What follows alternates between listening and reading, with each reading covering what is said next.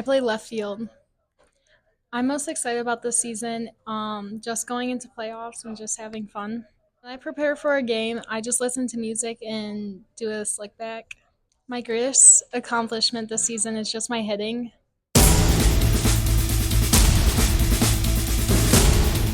Hi, I'm Chuckie Rebmann, and I play attack for Akron Lacrosse. Chuckie, how long you played lacrosse for? I've been playing lacrosse since I was 4. What are you most excited about for this season? I'm excited to just be with the team and hopefully win a lot of games. What's your favorite part about playing this sport or being on this team? My favorite part about playing sport is probably just being with the team and scoring goals. And how do you get prepared for games? I eat good food before and go early and just warm up. All right, cool.